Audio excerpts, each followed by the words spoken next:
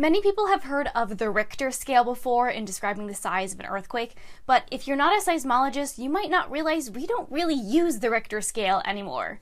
Instead, we use what's known as the moment magnitude scale. So the Richter scale was developed by Charles Richter and Benno Gutenberg in the 1930s, and it's a logarithmic scale to measure the strength or size of an earthquake. It was developed for earthquakes in Southern California and looks at the amplitude of the squiggles of earthquake waves, known as a seismogram, compared to how far the waves traveled. However, as seismic instrumentation and knowledge improved, we found that the Richter scale actually underestimates the size of large earthquakes. Here enters the moment magnitude scale. It was developed in the 1970s, and like the Richter scale, it uses a logarithmic scale to measure the size of an earthquake. Now, moment magnitude measures the size of an earthquake in terms of the energy released, based on the rigidity of the rock, the distance that the fault moved or slipped, and the area of the fault that ruptured or broke during the earthquake. So now we're not just looking at the amplitude of the seismic waves. We're using a lot more information from the seismograms related to the physical properties of an earthquake. The Richter scale nowadays would only be used for small earthquakes under a magnitude 4